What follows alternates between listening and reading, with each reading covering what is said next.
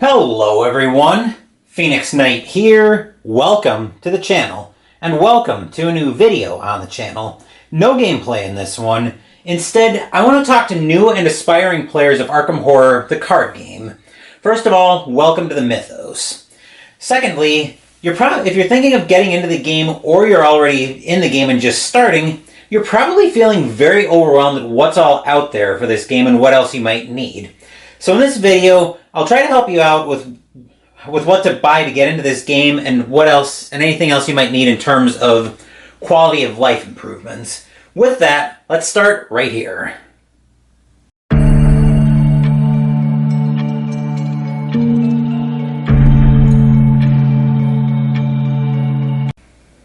If you're planning to play this game solo or be the host for a group of friends, then your buying starts right here with a core set.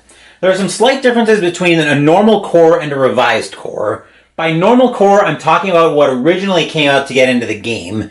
This is the revised core that I'm referencing here. I've made a couple of videos detailing differences between the two, and I'll provide links to those in the description down below. So I won't unbox them again. I will also mention that there are some imperfections in part 1, which is why I made the part 2, but we won't get too much into that. So either core will work fine for your needs, but if you have the choice, if you have the choice and you can only get one, I actually would suggest going with the revised core. You'll get more player cards in the revised core, seeing as it's actually built for 1 to 4 investigators rather than the 1 to 2 that the normal core is built for. You'll also get something you'd have to buy separate if you bought the normal core. I will open this up enough to show you that. So all the same books are in here, but the one thing you will get is you'll actually get a separate bag included with the revised core, which at least from my hand is a decent size. You'd actually have to buy a dice bag or something like that, some kind of opaque container separately if you bought just a normal core. So I do like that the revised core actually included a bag in there for your cast tokens. In addition to your core set, which you'd need anyway, there are 3 other things I'm going to suggest you get right away. So the first things I'm going to suggest are a craft tray of some kind, card sleeves, and coin capsules. Now, if you played any kind of TCG or really any kind of card game, other than like poker or something like that, if you played Magic, Pokemon, something like that, you'll probably have plenty of card sleeves laying around. I personally sleeve all of my encounter cards because it makes shuffling cards a lot easier, but I also go through an obscene amount of sleeves. It's probably best not to ask how much I spend on sleeves in a given year, but we won't get into that here. It does cause a little bit of glare on when I feature a campaign of this game on the channel, but as much as I've put into this game, there's no way I'm not sleeving the cards. So small rant on sleeves over. And I try to sleeve everything in the same sleeves for the encounter deck. Usually it's Ultra Pro Clears that I go for, because they're easy to get a hold of, and I can usually get 600 of them for between 30 and 50 bucks. So it's not a terrible price, but again, just an absolutely obscene amount of sleeves that I go through. Now, as for the player cards, when I need to buy for those, I try to buy usually in about packs of 50 sleeves. The reason I buy in packs of 50 is because there are not too many occasions where your deck will actually go above 50 cards, and you really don't want to go too far above 50 anyway, just because you lose some of that deck consistency as well.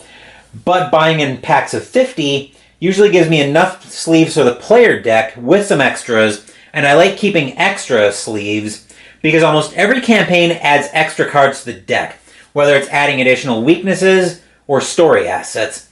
Plus, we've all seen it happen, sleeves have a tendency to split, so having extras can help with that as well. As for the craft tray, and I'll show you at least one of mine later in the video, those come in as a space to help store the various tokens, your health, your sanity, etc. Especially when you get a collection as big as I have, you get a lot of those tokens, so it can be very handy to have the tokens all stored in a craft tray rather than trying to use baggies inside of everything. As for the coin capsules, those are for the chaos tokens. Whenever I draw out of the bag, you hear them rattling in the chaos bag. That's because of the coin capsules I have them in. You'll be drawing out of the chaos bag a lot in a typical session, so being able to protect the tokens I find to be a very helpful thing, because some of my tokens have gotten worn with use over time. Next up, let's say you've fallen in love with Arkham Horror, the card game, and you want to buy more content for the game. Where would you start there? Let's find out.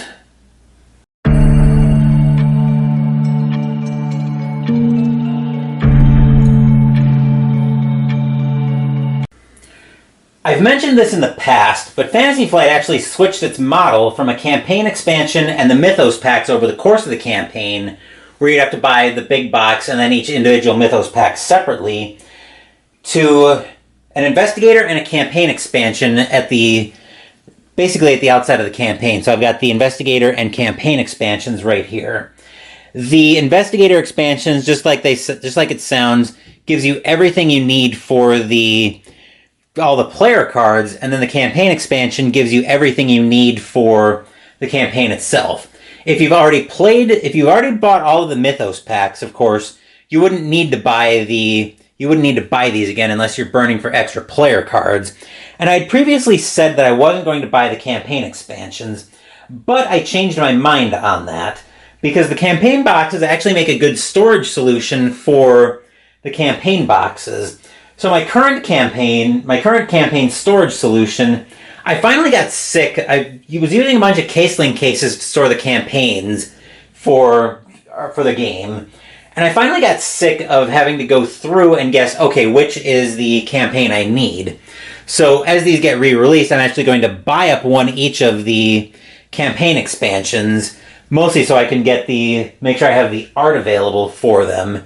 The return boxes actually make a decent storage solution, but let me grab one of my other campaign expansions, and I'll show you why I don't use the return box for that.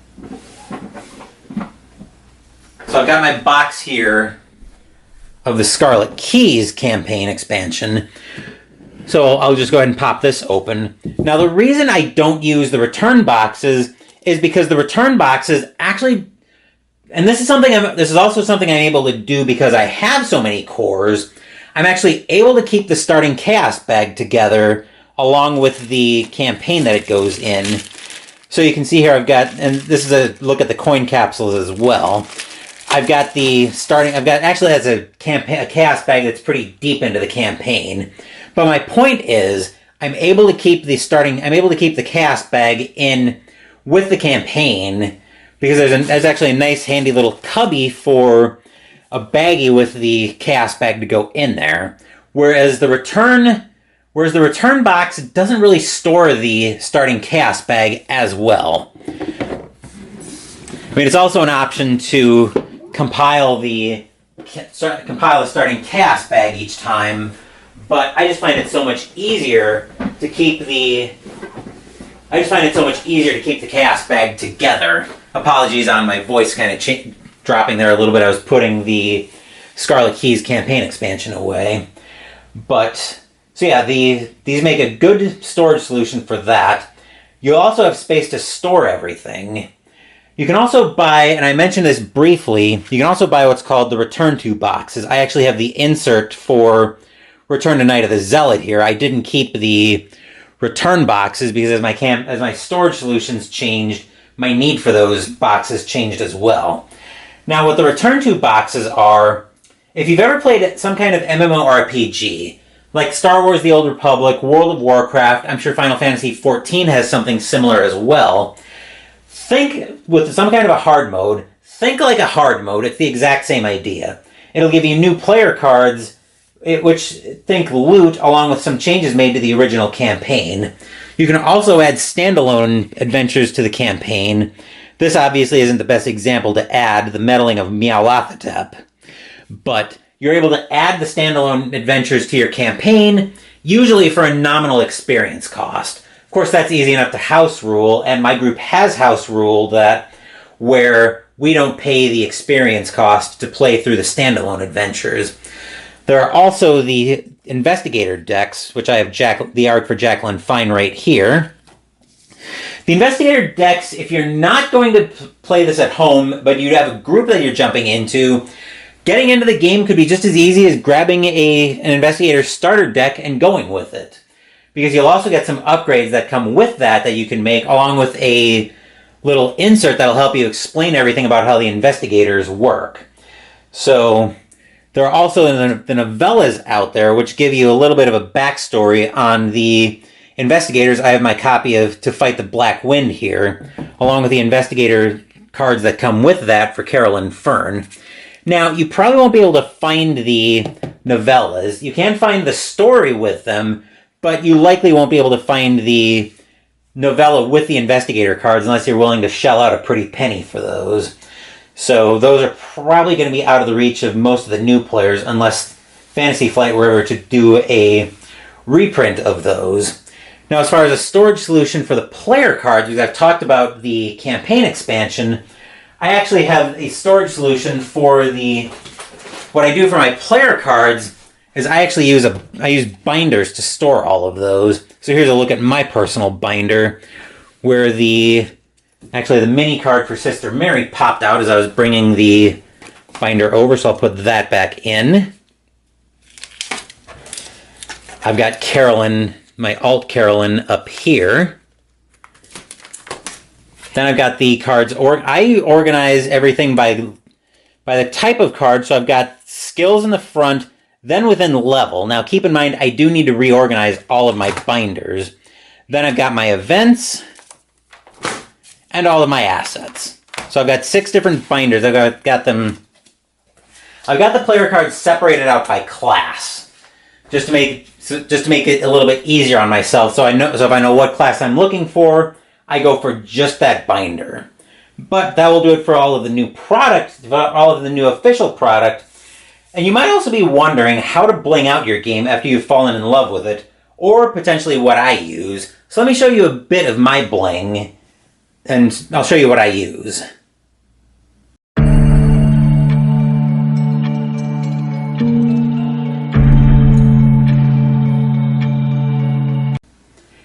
You've seen some of the bling I use on the channel, but I've never really talked that much about it. So I do have a lot of bling, and I use most of it. So let's go ahead and take a look at the stuff I use the most often. So the thing you see most often is probably this player mat, where it's got various slots on there. You've got your ally, armor, accessory, a couple of arcane slots, item slots, and basically 3 miscellaneous slots. Now, I've talked with this is actually from Board Game Solutions, and I've talked with the people in charge of Board Game Solutions about potentially getting another mat of just slots. I don't know where anything is at on that, but you definitely run out of these slots very quickly with some of the newer campaigns. There's also a space here for your investigator, damage, horror, clues, and resources, but I actually like putting one of these dashboards from Team Covenant down right on top of that, which also comes with its own set of player tokens, where you can see in there it's got the resource. It's got resources that flip into 1 and 3s, damage which flip into 1 and 2, and I think there's sanity in here as well. Those flip into 1 and 2 as well. I've got special clues that I use. These are a harder plastic, so they're very durable clues. And then I've got the Doom tokens here that flip into 1 and 2 Doom. I've also got special themed Edge of the Earth tokens that I used for Edge of the Earth when that was on the channel earlier this year. That was my winter campaign this year. Excuse me, I've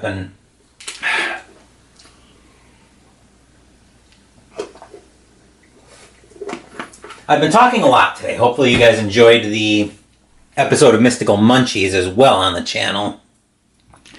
So I actually also use fancy action trackers. So this is the one from Orbits that I normally use to keep track of player actions, where it's the class icon face up to indicate that an action hasn't been used yet, and flipped over with a clock to indicate that it has. I also have action tokens from LCG Tokens in the style of these brass back tokens, so we'll take a quick look at these. Number 5. Come on. Oop, let's put them in this hand because that's actually going to be the one in front of the camera. So I've got 5 different tokens. I've got what looks like an arcane charge, a physical charge, ammo, secret, and exhaustion. The exhaustion tokens you've probably seen the most on the channel because those actually cross games quite nicely. I used them as recently as this past Sunday's video of Star Wars The Clone Wars when I had squads that I had to exhaust. And it was also something I needed with this mat because that's one thing I don't like about these. One thing I don't like about this mat is it doesn't really let you turn cards sideways to exhaust them particularly well. So I find I need to put an exhaustion token on top of a card to indicate that it's been exhausted. So I've also got these connector arrows that I use. They're double-sided. So this is a side I use to make a one-way connection. That's what I use when I'm making a two-way connection. Orbits, I also have resource tokens for 3 and 5 resources when I get that high. In addition, I've also got these bounty markers that I used with Tony Morgan in the winter campaign. So that's a bounty. When it's flipped over onto that side, it's an envelope of money, which I use as a 10 resource marker. Then we've got fancy health markers, 5 and 10, 3 clue, and 3 doom markers. Flood markers, I believe this is partially flooded, this is fully flooded. Let's see, we've got the fancy keys from Innsmouth for Innsmouth from Orbits as well. And then this handy little thing, I got this for my very first campaign when I featured Dream Eaters all the way back in the spring of 2021. What this is a class wheel that I use for Lola Hayes just to indicate what class she is. So you can see it's rotating through. It's got markers for each of the classes. I don't know if it has one for neutral or not. It doesn't. Okay. So, and then obviously that's everything in a craft tray, so that helps me keep all of these components organized. But that's everything I wanted to talk about in this video, so let's move back up top to wrap this video up.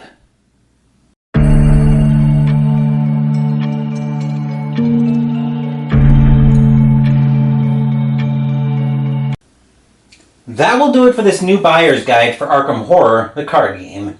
I'm sure I missed something in this video, and if you have any questions about anything in terms of getting into this game, leave them in the comments below and I'll answer them when I have a chance.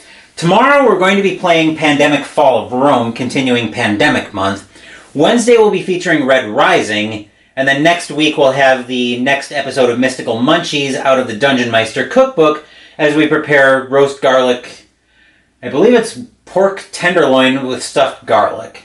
Something like that, but you guys can hear that in the Mystical Munchies video. Thank you for watching the video. Please give the video a thumbs up and subscribe to the channel. Be sure to turn on notifications so you get my content.